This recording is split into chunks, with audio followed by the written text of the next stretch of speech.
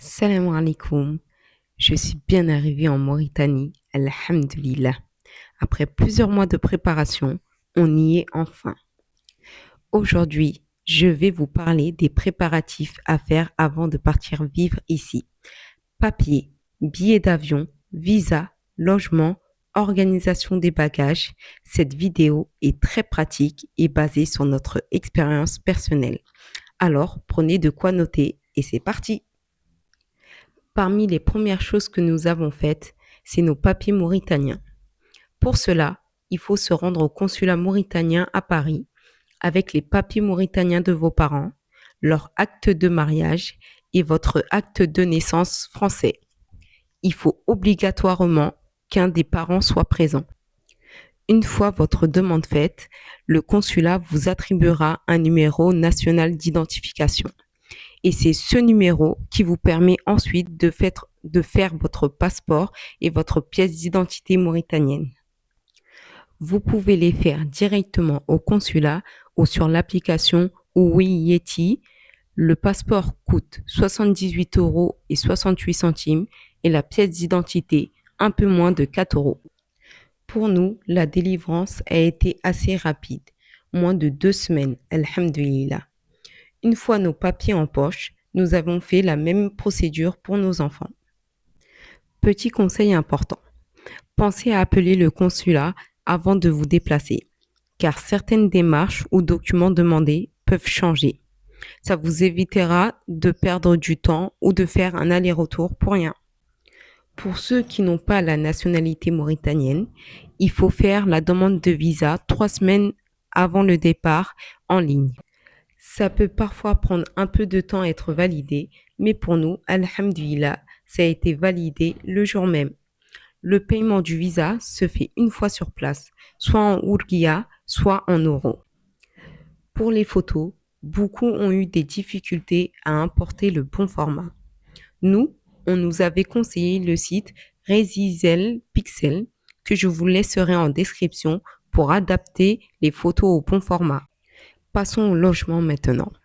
Pour le logement, recherchez avant le départ via Facebook, WhatsApp ou vos contacts sur place. Vous pouvez demander à des proches ou à des connaissances sur place de visiter pour vous ou de vous envoyer des vidéos. Les loyers varient énormément selon les quartiers et le niveau de confort. Donc, vaut mieux avoir une idée de votre budget mensuel avant le départ. Et même si vous ne signez rien à distance, au moins vous aurez une base de repérage pour les premiers jours. Une fois tout cela fait, nous avons commencé à comparer les billets d'avion et à choisir notre date de départ. Il est recommandé de réserver entre 4 et 6 mois à l'avance pour obtenir les meilleurs tarifs.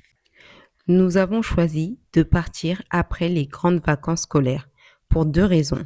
D'abord, parce que les billets sont moins chers et ensuite pour éviter la période de forte chaleur. Nous avons comparé Air France et Royal Air Maroc. Air France proposait un bagage de 23 kg, tandis que Royal Air Maroc proposait 2 bagages de 23 kg, plus un bagage cabine de 10 kg, pareil pour Air France. Air France était sans escale, mais Royal Air Maroc avait une escale de 3 heures. Pour 6 personnes, dont un bébé de moins de 2 ans, le vol aller simple nous est revenu à 3 000 € avec Royal Air Maroc contre 4 000 € avec Air France. Donc, nous avons opté pour Royal Air Maroc. Passons à l'organisation et les bagages. Nous avons commencé à acheter petit à petit ce dont nous aurions besoin sur place. Un mois avant le départ, nous avons envoyé par conteneur notre congélateur et quelques petits électroménagers. J'ai une information très importante à vous partager. Pour un retour définitif en Mauritanie, sachez qu'il est possible d'importer votre voiture sans payer de dédouanement. Je vous ferai un petit short dédié pour expliquer les conditions à remplir afin de bénéficier de ce droit-là.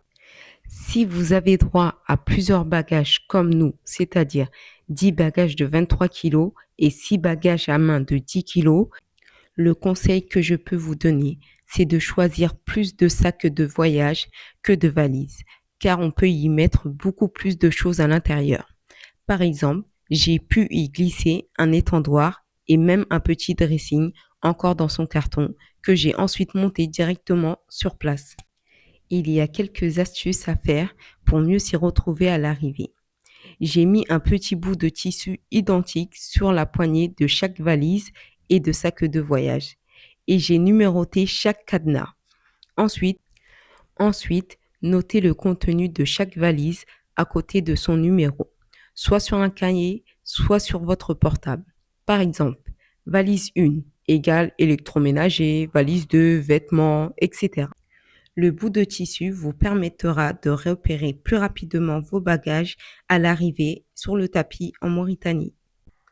Concernant les choses à faire aussi avant le départ, c'est de faire un bilan de santé.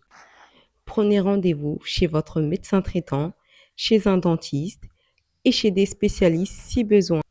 Sachez qu'aucun vaccin obligatoire n'est exigé pour entrer en Mauritanie, mais celui contre la fièvre jaune est fortement recommandé. Dernière paperasse à faire, prévenir l'école de vos enfants afin d'obtenir un certificat de radiation qui peut être nécessaire pour une nouvelle inscription dans une école en Mauritanie. Bref, préparez bien votre départ, faites vos papiers, vérifiez votre santé, organisez vos bagages tel un vrai déménagement et planifiez autant que possible avant le jour J. Une bonne préparation, c'est la clé pour un départ serein, Inch'Allah. Voilà, c'était notre guide pratique avant de partir vivre en Mauritanie. J'ai sûrement oublié des choses, mais je pense que l'essentiel y est. J'essayerai aussi de poster des shorts régulièrement pour partager des images du quotidien en Mauritanie. On se retrouve très bientôt pour une prochaine vidéo. Inch'Allah. Salam alaikum.